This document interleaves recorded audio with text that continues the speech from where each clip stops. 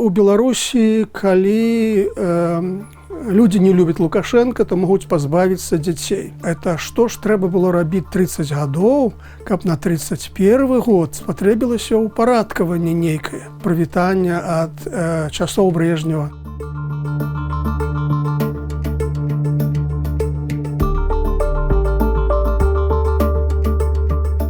2025 год толькі пачаўся, а цікавых і, магчыма, важных падзей ужо шмат. Таму можна сказаць, што на падзеі гэты год будзе вельмі багаты.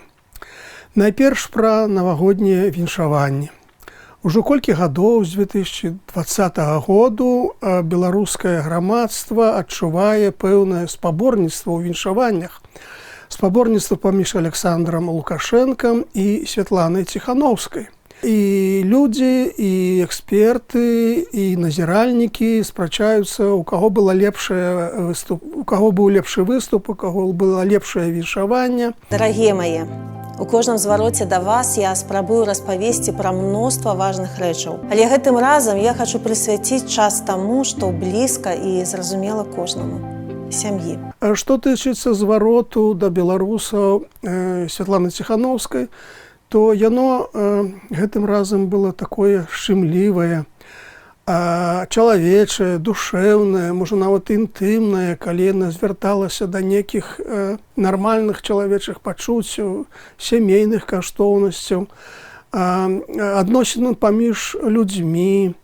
Выступ жа Лукашэнкі быў больш афіцыйны, больш бюракратычны. Ён казаў некімі звычайнымі штампамі, причем не вельми новыми. Следующая пятилетка в нашей стране будет пятилеткой качества.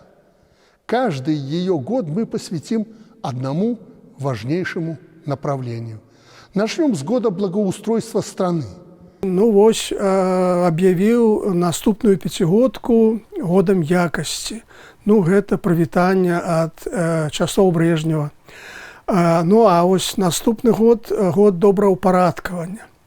І ў мяне адразу ўзнікае пытанне, это што ж трэба было рабіць 30 гадоў, каб на 31 год спатрэбілася ўпарадкаванне нейкае?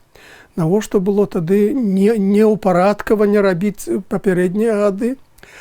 Ну, але в гэтым спаборніцтве рэжым кіруецца простымі механізмамі, простымі спосабамі нейтралізацыі апанентаў.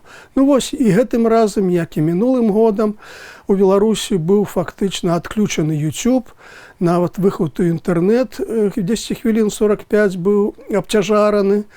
То бок, адзін з спосаб барацьбы з палітычнымі апанентамі гэта не спаборніцтва ў красамоўстве, а проста спроба заткнуць, што называецца, апанента. І цікава, што вось у гэтым годзе Беларусь старшынюе ў Еўразійскім эканамічным саюзе.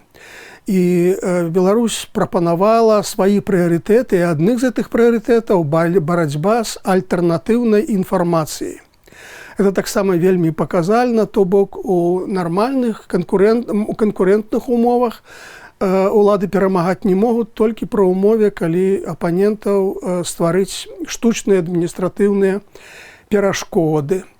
А і ў гэтым плане улады вынаходзяць усё новыя і новыя сродкі. Вось з'явілася пастанова ўрада, што у сем'ях, у якіх хтосьці з бацькоў прыцягваўся да адміністратыўнай адказнасці па палітычных артыкулах, гэтая сям'я аб'яўляецца сацыяльна небяспечнай. І гэта значыць, што дзяцей у гэтай сям'і дзяржава можа забраць і адправіць у дзіцячы дом. То бок у Беларусі, калі людзі не любяць Лукашенка, то могуць пазбавіцца дзяцей. З 1 студзеня пачалася агітацыйная кампанія, якую могуць ладзіць кандыдаты ў прэзідэнты і іх каманды. Вось Ганна Канапацкая надрукавала сваю перадвыбарчую праграму. Ну, яна найперш прыцягвае да сябе ўвагу, бо гэта адзіная кандыдатка з нейкім налётам апазіцыйнасці, пра якую нават спрачаюцца ў нейкіх сацыяльных сетках. Так вот, цікава, што ж там было апазіцыйнага. Можна заўважыць пэўную крытыку. Ганна кажа пра тое, што ўлады спазняюцца з адказамі на выклікі, якія дае час, што беларуская аграрна-прамысловая мадэль неэфектыўная.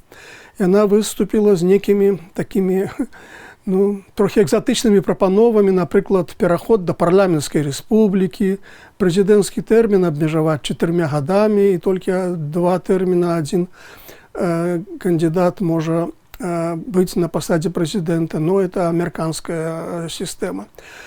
Яна прапануе ўвесці прыватную ўласнасць на зямлю. Але вось наконт галоўнага палітычнага пытання сённяшняй Беларусі, пытання пра палітвязняў. Цікава было паглядзець, што ж тут прапануе Ганна Канапацкая. І вось тут яна кажа, яна выступае за змякчэнне пакаранняў для людзей па палітычных артыкулах. То бок не спыненне рэпрэсій, не вызваленне палітвязняў, не ўвогуле ліквідацыю якіх пакаранняў, а толькі іх змякчэнне. Як жа без пакарання? Пакаранне трэба, значыць. І тут яна проста не ідзе далей за Лукашэнку, бо Лукашенко ж таксама памілаваў мінулым годам больш 200 палітвязняў, то бок, вось некае змякчэнне можна заўважыць пры вялікім жаданні. То бок у гэтым пытанні Канапацкая не ідзе далей за Александра Лукашэнку. Вось такая апазіцыйнасць у галоўнай, умоўна кажучы, апазіцыйнай кандыдаткі.